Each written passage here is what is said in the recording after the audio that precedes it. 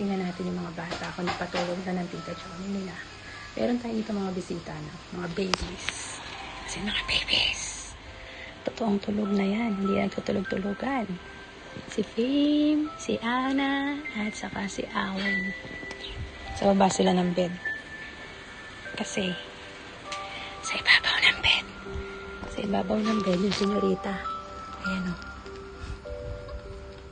Si Tara, sa kay Lola. Tulog na talaga sila.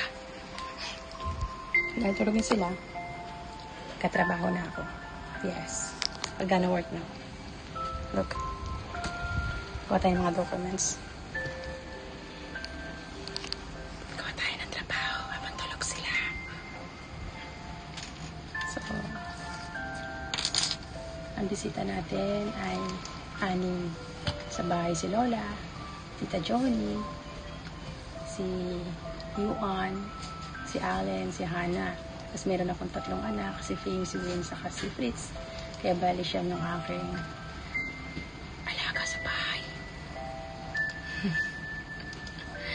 Nakarang linggo, nasa San Rafael kami.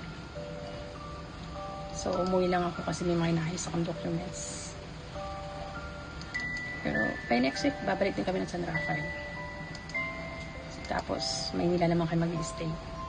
Nakakatakbo lang kami ni Fame. Tiyak, nakapag-hike na kami. Kaya lang, hindi pa kami pwedeng tumakbo. Kaya hindi pa kami pwede mag-hike. Kami pwede mag-hike. Wala akong kilay hanggang ngayon. Naka 6 sessions na ako ng eyebrows erasure. Pero hindi pa rin siya burado, no? Sa April. This is last week of April 1 session pa. Bago may kabit ang aking fiber eyebrows. Tulog na tulog sila. Tulog na tulog, di ba? Tulog na tulog. O, ayan. Tulog na tulog. Di ba? Dapat ang mga bata pag hapon pinapatulog talaga. Oh, may music pa ako dito. May pa-music. Tita John na yung Tita John. May pa-music tayo sa mga bata. Para maganda yung tulog nila. Ayun, 3.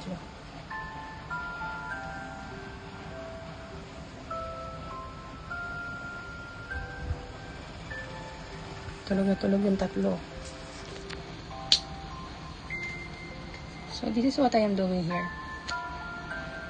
Yeah, I am drafting the deed of sale of a portion land. Kasi may nasikaso kong agricultural lot. This is my last project for this season. Hoping by next season, by early June, magkaroon tayo ng bagong clients na. Just hoping. Kasi tapos na tayo dito sa ating tinanggap na project last year. Bilis ko magtrabaho, diba? Yung first batch nito, tinapos ko lang ng 39 days. And then, yung second batch, tinapos ko lang ng 28 days. 28 working days. Kaya ngayong April and May, hinihintay ko na lumabas yung wala kasing pera yung mga clients ko. Lugan eh. Hanggang next year eh. Kaya yung mga titles nila, next year ko na i-release once they are fully paid. Kasi hindi pa sila fully paid. So, ganun ang trabaho ko. No? Hulugan, dahil ko pang Bombay, but it's okay. Ang mahalaga nakakatulong tayo sa ating kapwa. Okay, bye-bye!